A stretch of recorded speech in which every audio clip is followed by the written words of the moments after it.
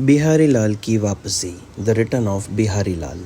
Train जो आखिरी थी वह प्लेटफॉर्म पर आकर रुकी। उसमें से एक लंबे कद के बूढ़े आदमी उतरे।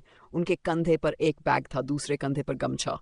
उन्होंने धोती पहनी हुई थी। जब वह बाहर निकल रहे थे तभी स्टेशन मास्टर ने उनको टोका और बोले, स्टेशन मास्टर, अरे बिहारी लाल जी, बहुत दिनों बाद दिखे, कैसे हैं? बिहारी लाल, अरे अनिल, तू यहाँ? बस ड्यूटी पर हूं, आखिरकार कर्म जीवन का अंतिम चरण आपके इलाके में है। बिहारी लाल भी हंसते हैं और कहते हैं, हाँ हाँ, वैसे तुमने अपनी पूरी जिंदगी बाहर ही बिताई है। बिहारी लाल, अच्छा सुनो, क्योंकि मैं आखिरी ट्रेन से आया हूं और काफी लेट हो चुका है। मैं चलता हूं, फिर कभी जमकर बात करेंगे। यह बोलकर बिहारी लाल आगे चलने लगते हैं।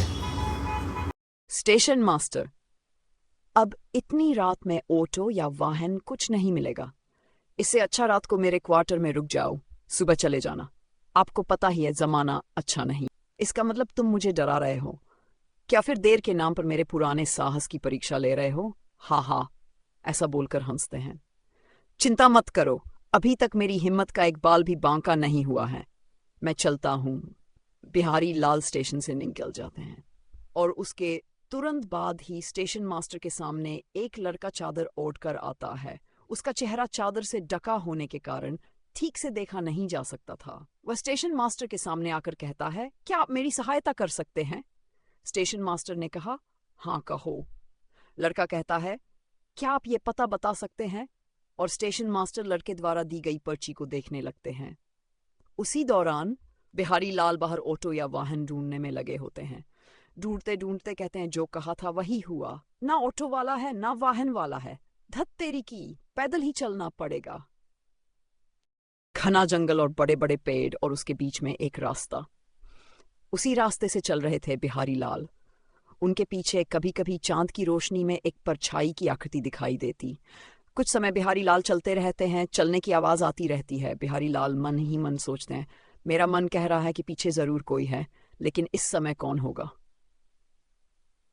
ये कहकर वह चलते चलते रुक जाते हैं और पीछे मुड़कर ध्यान से देखते हैं, लेकिन वहां कोई नहीं था। अंधेरे में फैली चांद की रोशनी में उन्होंने जहां हो सकता था देखने की कोशिश की, लेकिन कुछ भी दिखाई नहीं दिया। वह फिर से चलने लगते हैं। जो परछाई उनका पीछा कर रही थी, वह परछाई दोबारा उनका पीछा करने लगती है। कुछ देर बाद बिहारी लाल को सूखे पत्तों पर किसी के चलने की आवाज सुनाई देती है, जिसे सुनकर वह खुद से कहते हैं, इस समय रास्ते पर तो मैं अकेला ही चल रहा हूं, फिर किसी और के चलने की आवाज कहां से आ रही है?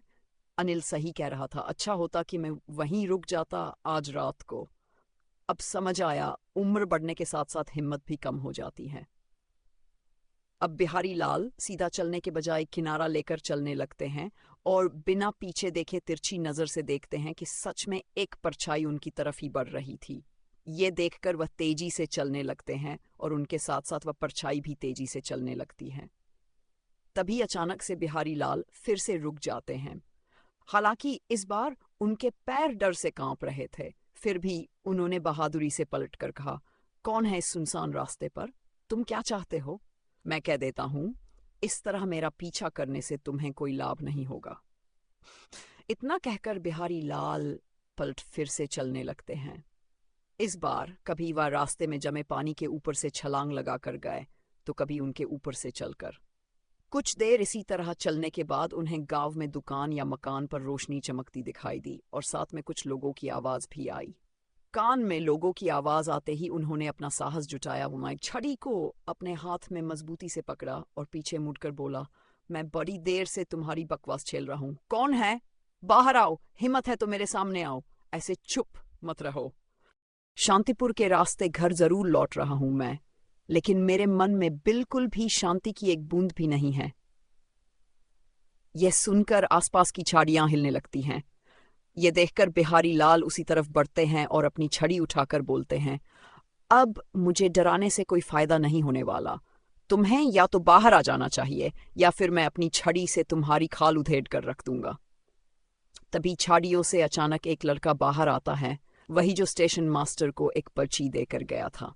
चेहरा अब भी चादर में ढका है, लेकिन वह डर के मारे कांप रहा है। गुस्से में गद, तू कौन है तू, और मेरा पीछा क्यों कर रहा था? बाबा जी, मैं बस आपसे रास्ता पूछना चाहता था। डर लग रहा था, इसलिए पीछे पीछे आ गया।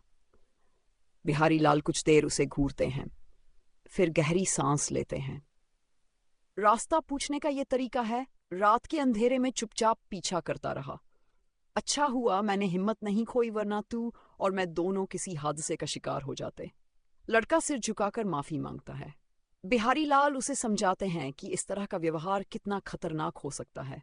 फिर दोनों मिलकर गांव की ओर बढ़ते हैं। थोड़ी देर बाद गांव के किनारे एक पुराना मकान आता है। वहीं बिहारी लाल रुकते हैं, दरवाजा खोलते हैं और लड़के को जाने का रास्ता दिखाते हैं। जा बेटा, अब तेरा रास्ता इधर से है और अगली बार जरूरत पड़े तो सीधे बोलना, छुप कर नहीं। लड़का सिर हिलाकर चला जाता है। बिहारी लाल धीरे धीरे अपने घर की ओर बढ़ते हैं। दरवाजा खोलते हैं, भीतर जाते हैं और चारपाई पर बैठ जाते हैं। आज की रात तो साहस और सबक दोनों दे गई। वह छड़ी को एक तरफ रखते हैं, गमछा उतारते हैं और लेट जाते हैं। चेहरे पर एक शांति की मुस्कान होती है। रात कहराती है और बिहारी लाल गहरी नींद में सो जाते हैं। तो दोस्तों, अगर कहानी आपको पसंद आई हो तो लाइक और शेयर ज़रूर करिएगा और चैनल को सब्सक्राइब करना ना भूलिएगा। इसी तरह आप बेल आइकन भी दबा सकते हैं ताकि अगर कोई नई कहानी हम अपलोड करेंगे तो